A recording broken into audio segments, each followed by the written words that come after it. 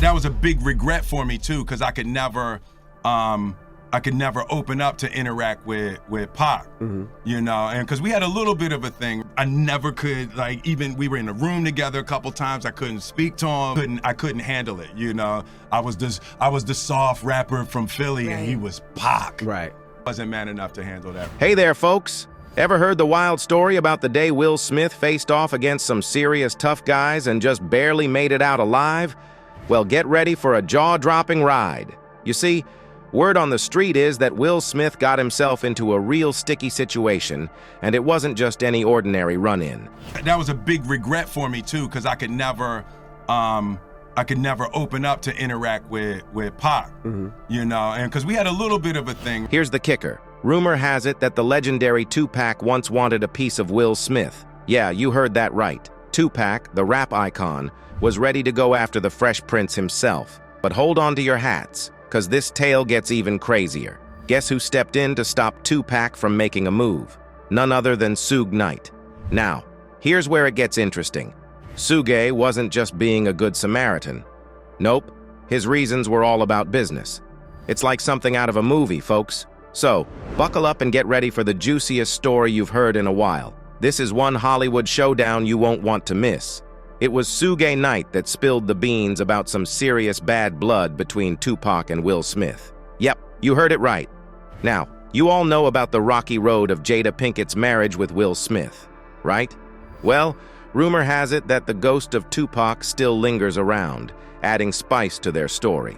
It all started back in the 1990s when Jada hooked up with Will, aka the Fresh Prince. But guess what? Tupac and Jada went way back, like high school buddies sharing some real tight bond. Unfortunately, Tupac's life got cut short by a tragic drive-by shooting, leaving Jada shattered. He approached me. He was like a magnet. It was like once you paid attention to him, he kind of sucked you in. It's really difficult to explain because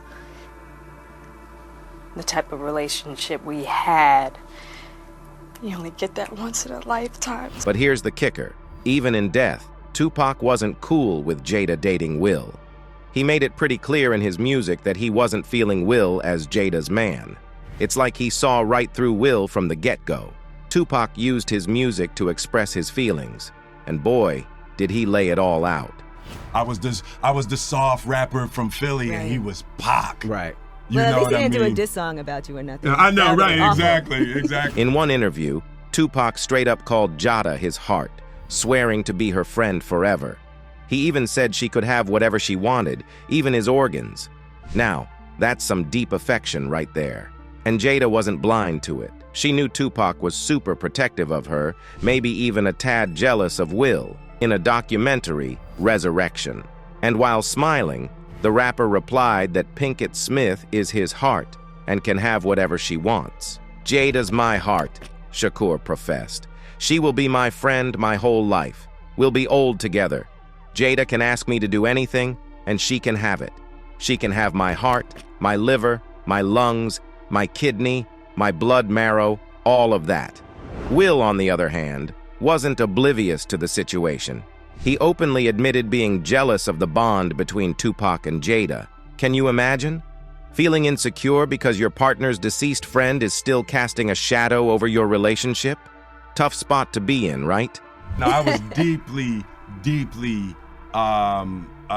insecure, and just I wasn't man enough to handle that relationship. So, Will felt intimidated by Tupac, no doubt.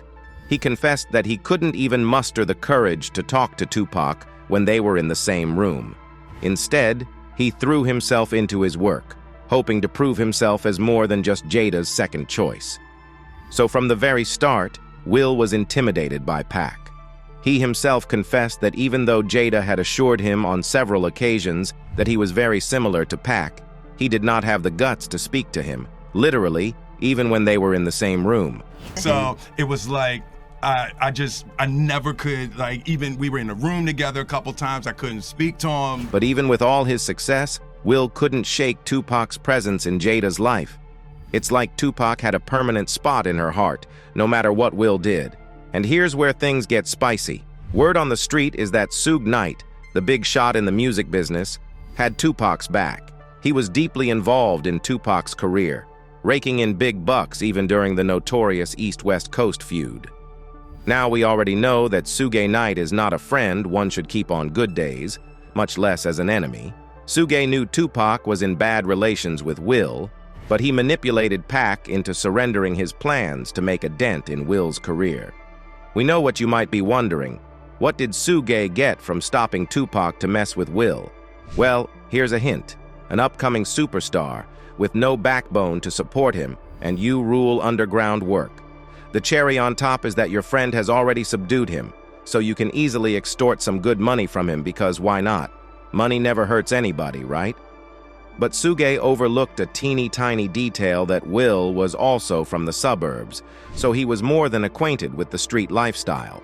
But things did not get better as one might have expected. Jada somehow got the wind of what was going on, so she called Tupac and firmly chastised him for hurting her boyfriend. Tupac felt that like a blow in the gut, because he was just playing. He had no intention of doing so, and he expected his soulmate to know that. But Jada's accusations made Tupac very upset. Even Napoleon, a close acquaintance, was aware of his emotions. So Tupac, the center of the hip-hop industry, was deeply aggrieved by Jada's harsh comments. But fans have their own take on the situation. Narcissists always make a bigger deal about themselves, and Jada is definitely a narcissist. I honestly don't think that she told Tupac to not beat up Will Smith because she thought he would. She said it because she was triangulating, which is something narcissists do to mess with people and keep them under their thumb. That, and in her mind, she was such an incredible catch that she expected that men in general would literally fight over her. Both men should never have given her the time of day, but narcs are very charming, and they know just what buttons to push on people. These two big names in the music world, Tupac and Will Smith, they were like opposite ends of a magnet, pulling in different directions but still magnetic in their own ways. Let's talk about Tupac first. Picture him, if you will, as the poster boy for the gang culture in West Coast hip-hop. He was deep in the mix, involved in all sorts of conflicts and beefs with other artists. His image, well, it screamed rebellion and defiance, like he was the king of the streets. People looked up to him for that raw authenticity he brought to the game. He wasn't afraid to speak his mind, even if it ruffled a few feathers. Shakur, whose songs often detailed the misery, desperation, and violence of ghetto life, grew up a troubled and sensitive child, living with his family in one inner-city community after another. Along with his million-selling albums and massive following, the rapper had often come under fire in his professional life for his off-stage behavior. Since '91, Shakur was arrested 8 times and served 8 months in prison for a conviction. But the last 5 years of Shakur's life were fraught with arrests and tragedy. Shakur's most notorious arrest came in 1993 when he was charged with RAing a Brooklyn woman. He was ultimately convicted of 1 count of SA and served 8 months of a 4.5-year sentence. While in jail, Shakur married his girlfriend Keisha Morris, but the marriage was annulled shortly after he signed with Death Row Records.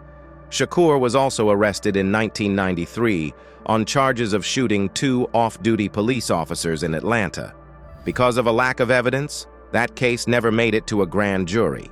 Witnesses had testified that Shakur and his entourage had shot in self-defense after the officers, wearing civilian clothes, fired at Shakur's car. In addition to these and other arrests, Shakur was hit with a couple of civil suits.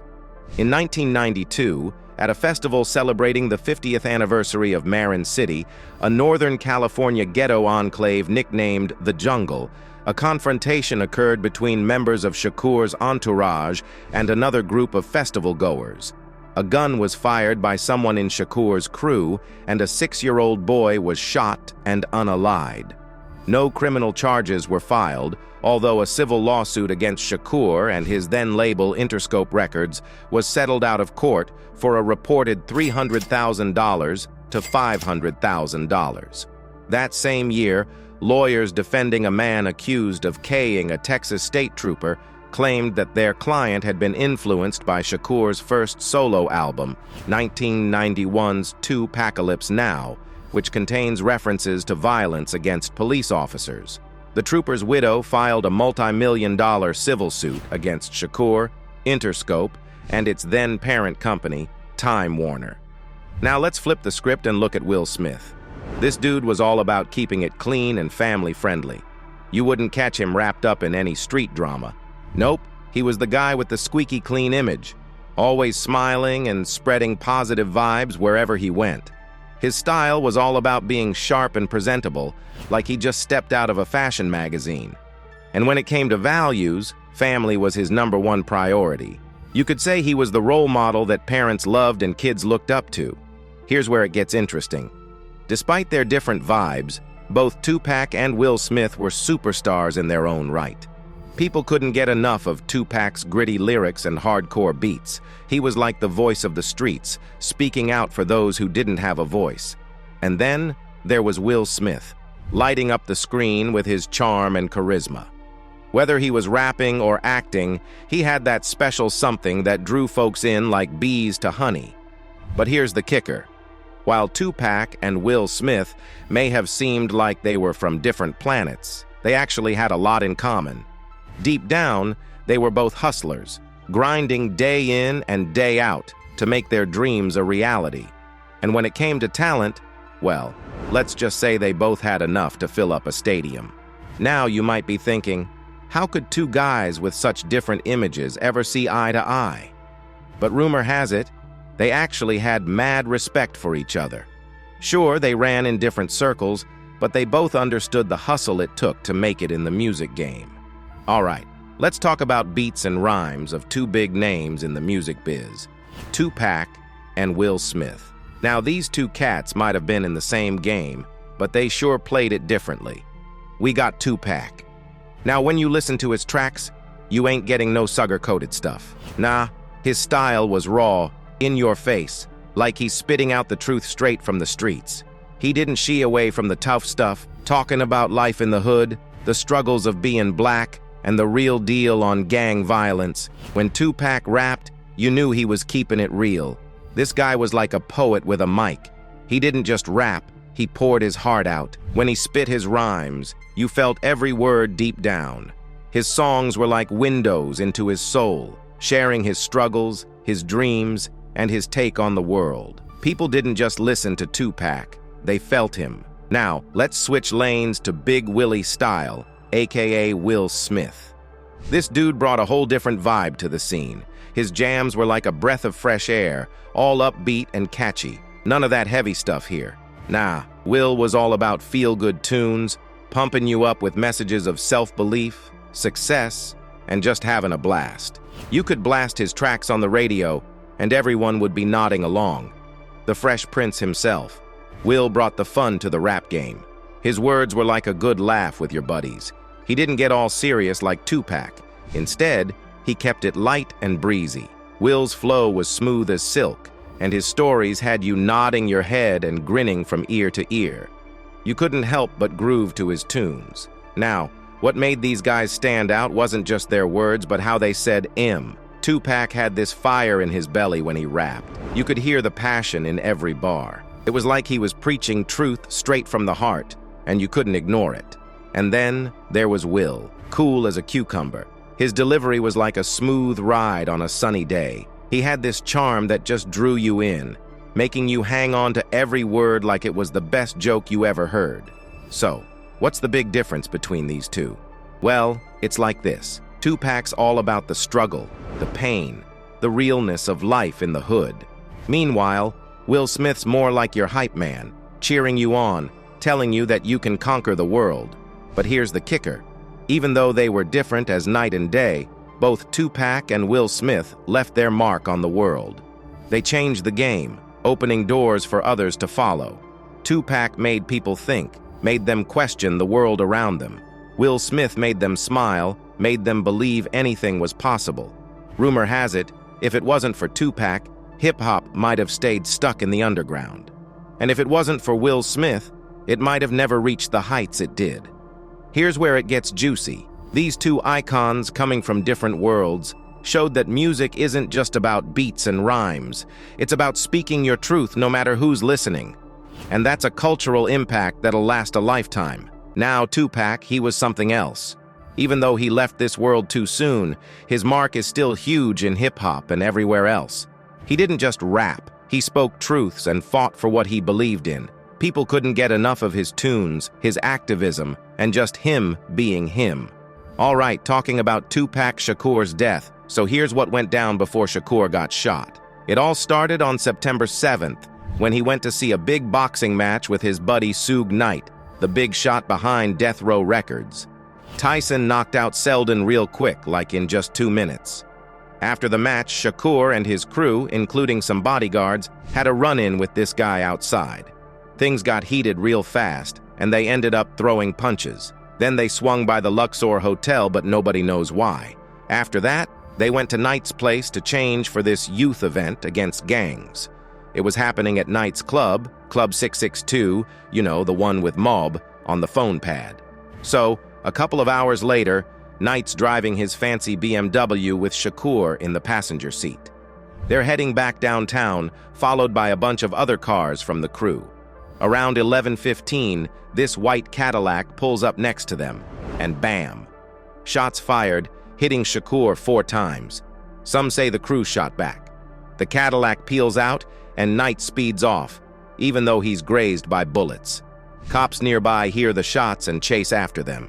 They stop Knight's car, which has 2 flat tires, and call an ambulance for Shakur and Knight. Now, there are so many theories on the death of Tupac. One of the theories put forth by people in the industry and on the streets in the days following the shooting is that Knight, who has been associated with the Los Angeles-based street gang, the Bloods, and who has a great fondness for the gang's color, red, had been the actual target of the shooting. That theory is unlikely, considering that all of the shots were aimed at the passenger seat of Knight's car. In the week following the shooting, a Los Angeles police officer reported that 3 members of the Crips, a rival gang of the Bloods, had been found dead in the Los Angeles suburb of Compton, Knight's home turf. Compton Police Department Captain Stephen Roller, however, would not confirm the gang affiliation of the 3 dead men. That quote from the LA police is like a cop from Boston commenting on a homicide in New York, he said. There is no correlation to the Tupac M. According to the Las Vegas gang unit, several gangs, among them the Bloods and the Crips, have proliferated in the city during the last few years. The gang unit's Cassell credits this to a gang migration from California dating back to the early 1980s. The weekend of the Shakur incident, Cassell says, 6 other drive-by shootings occurred, 4 of which were connected to Hispanic gang activity. None has been linked to the Shakur M. Gangs are a serious problem in Las Vegas, says Cassell. We call it disorganized crime.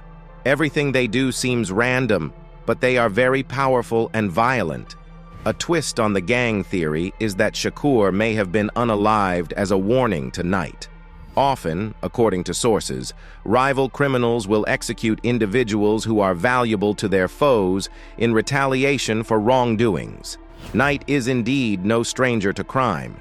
In 1992, he was put on probation in Los Angeles after he was convicted for assault with a deadly weapon. He had also received 3 years probation in Nevada for transporting weapons across the state line. Then there's Will Smith. Now, he might not have been as in-your-face as Tupac, but you can't deny his impact. This guy conquered music, movies, TV, you name it. Everyone loves him, and he's still making waves in the biz. Here's the kicker. Both of these dudes might be different, but they share something big: legacy. Even after they're gone, their influence keeps on going strong. Other artists look up to them, borrowing bits and pieces from their style and swagger. You can't talk about hip-hop or Hollywood without mentioning these 2. They paved the way for others to follow, leaving behind a legacy that'll be remembered for ages. Their stories remind us that you don't have to play by the rules to make a difference. Just be yourself, and the rest will fall into place. Anyway, that's it for this video, folks. Bye.